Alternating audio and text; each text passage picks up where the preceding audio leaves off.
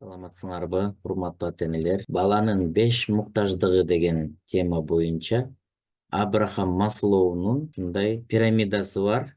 1943 жылы сунуштаган. Ал психолог болгон.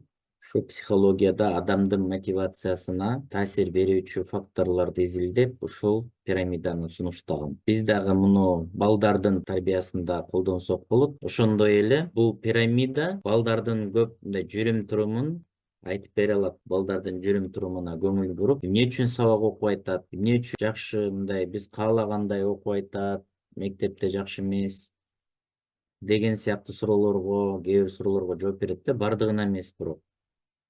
Мисалы үчүн, бул пирамиданы карай турган болсок, эң астында биринчи физиологиялык муктаждыктар турат.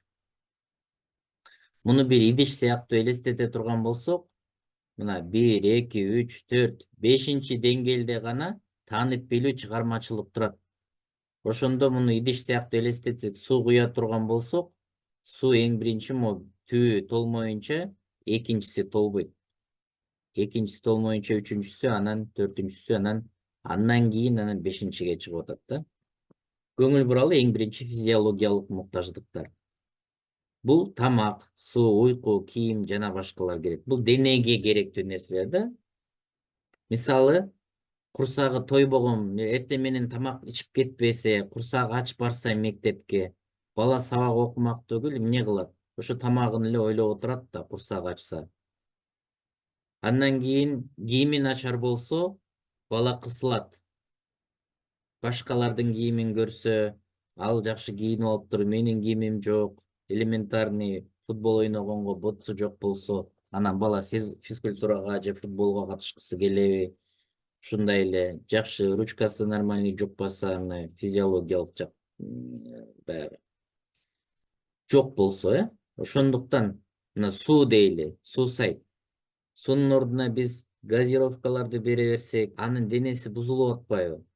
Автоматически кантип сабак жакшы окусун? Уйку убагында жатпаса бала, телефон ойносо, атонин деп коет. Атайын бөлүнүп чыгыш керек организмде. Аны болсо, убагында уктабаса бөлүнүп чыкпайт, бала эс албайт. Эми экинчиси коопсуздук, стабилдүүлүк, эмоционалдык жана физикалык тынчтык. Бул коопсуздук муктаждыгы мына эң биринчи тамак иштим, курсагым ток, кийиндим. Экинчи эмне болуш керек? Тынчтык. Үйдө, мисалы атасынан же апасынан коркпош керек. Эшикке чыкса, мисалы үчүн балдардан коркпош керек. Эгерде балдардан коркуп аткан болсо, балдар мектепте коркутуп аткан болсо, окуй албайт ал. Мектепке да баргысы келбейт. Мындай учурлар аябай эле көп кездешип атат. Ошондуктан үйдө дагы мындай жакшы атмосфераны түзсөк, мисалы үчүн бала сүйүүнү сезсе, сүйүүгө толсо, сый урмат деп коет, уже кийинки мына азыр ага да барабыз. Кыскасы мындай кандай иштерди кылса, ата-энесинен кандай жоопту күтүш, предсказуемость деп коет, ошону билиш керек да балачы. Андан кийин мектепте дагы эми ар кандай ситуациялар болуп атат. Ошондуктан баягы биз кез-кезде мектепке да кабар алып, сабагына катышып барып коюп турсак дагы жакшы болот.